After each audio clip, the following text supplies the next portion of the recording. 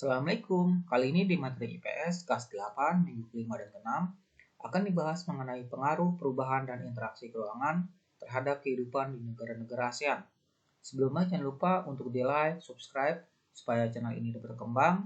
Oke, kita lanjut ke materinya. Di mana akan dibahas tentang perubahan ruang dan interaksi antar ruang akibat faktor alam, pengaruh perkembangan ilmu dan teknologi terhadap perubahan ruang, pengaruh perubahan ruang terhadap kehidupan ekonomi, pengaruh konversi lahan pertanian ke industri dan pemukiman terhadap perubahan ruang dan interaksi antar ruang. Kita bahas yang pertama dulu, perubahan ruang dan interaksi antar ruang akibat faktor alam. Yang dimana satu ada faktor iklim dulu. Negara-negara ASEAN terkadang mengalami perubahan iklim yang tidak terprediksi sebagai akibat adanya perubahan pola penggunaan lahan dan perilaku yang menimbulkan pemanasan global. Perubahan iklim ini memicu terjadinya bencana-bencana alam, klimatik atau bencana alam yang disebabkan oleh kerusakan faktor-faktor iklim. Iklim yang mempengaruhi tiupan angin muson ini dinamakan iklim muson. Lalu di lokasi Indonesia yang berada di antara benua Asia dan Australia, mengakibatkan wilayah ini memiliki pola arah mata angin yang berganti. Dengan demikian, mengakibatkan Indonesia memiliki musim kemarau dan musim hujan. Wilayah negara-negara ASEAN juga dipengaruhi iklim krisis atau iklim yang dipengaruhi oleh fisik suatu wilayah tersebut, dan dimana disebabkan karena keadaan fisik suatu wilayah seperti perairan laut, pegunungan, dan juga daratan.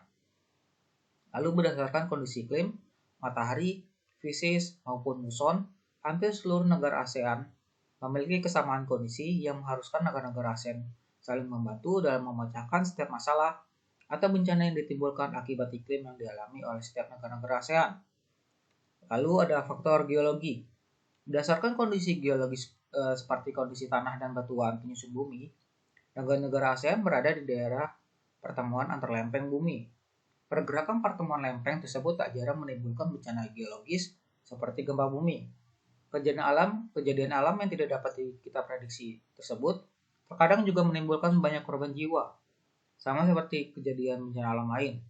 Negara ASEAN sebagai sebuah organisasi melalui Pusat Koordinasi Bantuan Kemanusiaan memberikan berbagai bantuan yang diperlukan seperti kebutuhan pokok, fasilitas kesehatan, serta donasi dalam masa pemulihan lingkungan.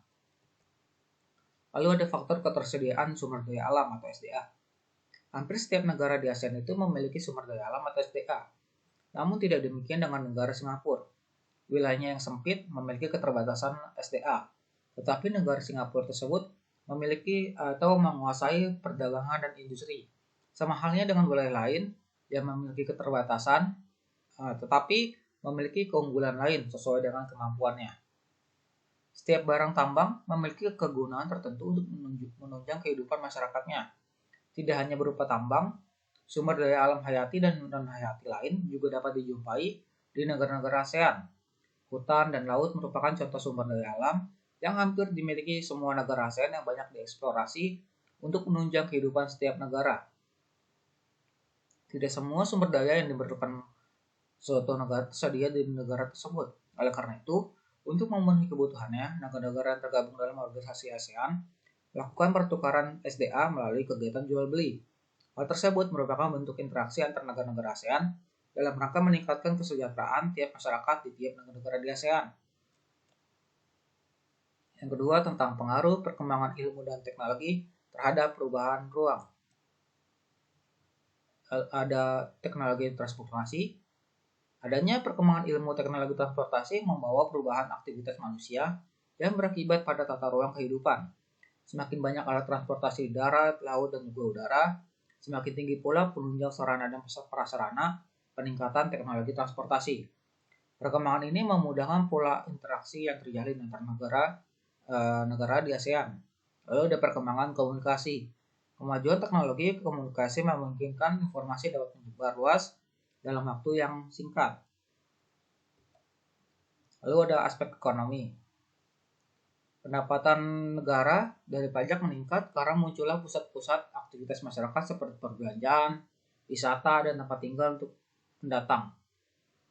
Meningkatnya nilai barang lokal diimbangi dengan permintaan mata uang asing. Kemudahan mengakses barang-barang luar. Lalu dari aspek sosial, pertumbuhan penduduk semakin meningkat, peningkatan kebutuhan transportasi massal untuk menghindari kepadatan kendaraan, terciptanya kerjasama luar negeri yang makin mudah. Lalu dari aspek budaya, terjadi akulturasi budaya baik secara sadar maupun tidak sadar. Perubahan gaya hidup menjadi hedonisme. Hedonisme di sini gaya hidup yang foya-foya, yang menghambur-hamburkan uang. Lalu pengaruh-pengaruh yang bertentangan dengan kebudayaan makin mudah masuk. Lalu 4, terjadinya perubahan sistem nilai dan norma. Lalu dari aspek keamanan, kondisi keamanan suatu negara makin rentan terhadap gangguan keamanan dari luar. Jaringan kelompok menyimpang antar negara makin mudah diorganisir. Lalu yang ketiga ada pengaruh perubahan ruang terhadap kehidupan ekonomi. Penerapan AFTA atau ASEAN Free Trade Area bertujuan untuk meningkatkan daya saing ekonomi negara-negara ASEAN dengan menjadikan ASEAN sebagai basis produksi pasar dunia. Selain itu, tujuan lainnya adalah untuk menarik investor asing dan meningkatkan perdagangan antar negara anggota ASEAN. AFTA juga memberikan kemudahan dalam melakukan interaksi antar negara-negara ASEAN, seperti Thailand yang dapat dengan mudah mengekspor produk berasal ke Singapura, Indonesia, dan juga negara anggota ASEAN lainnya tanpa dibebani pajak. Kerjasama dalam hal ini mendorong negara-negara ASEAN untuk melakukan perubahan tatanan kerjasama antar negara dalam bidang ekonomi. Kegiatan produksi suatu negara di ASEAN dapat dengan mudah dipasarkan ke negara lain dalam lingkup ASEAN. Proses distribusi menjadi lebih jauh jangkauannya. Hal tersebut karena konsumen makin meningkat. Selain itu, perkembangan teknologi juga mendorong peningkatan pendistribusian barang dan jasa makin mudah karena memperpendek jarak dan waktu. Lalu ada pengaruh konversi lahan, pertanian ke industri, dan pemukiman terhadap perubahan ruang dan interaksi antar ruang. Di mana penggunaan lahan pertanian menjadi lahan industri, ada faktor pendorongnya. Wilayah pertanian yang termasuk wilayah strategis karena biasanya berada jauh dengan wilayah pemukiman dan dekat dengan jalur transportasi, sehingga mempermudah pembangunan industri. Harga lahan pertanian yang relatif lebih murah dibandingkan dengan lahan lainnya. Jalur atau akses yang mudah. Penggunaan lahan pertanian menjadi lahan industri. Akibat yang ditimbulkan, awalnya petani pedesaan mempunyai tanah atau lahan pertanian. Namun karena kondisi kehidupan petani tersebut mengakibatkan mereka menjual lahannya untuk menjadi lahan industri.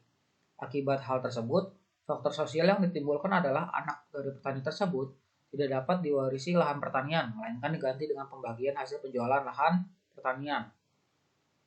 Produksi pangan menurun karena berkurangnya lahan pertanian. Potensi pencemaran limbah atau polusi yang dialami oleh lahan pertanian di sekitar dari industri. Ketersediaan lahan pertanian makin berkurang. Penggunaan lahan pertanian menjadi lahan pemukiman. Pemukiman yang menjadi kebutuhan pokok manusia akan makin dibutuhkan ketersediaannya. Kondisi tersebut juga terjadi di negara ASEAN yang lainnya. Berbagai dampak ditimbulkan karena konversi atau perubahan lahan ini, seperti hilang mata pencarian para petani karena lahan pertanian semakin berkurang.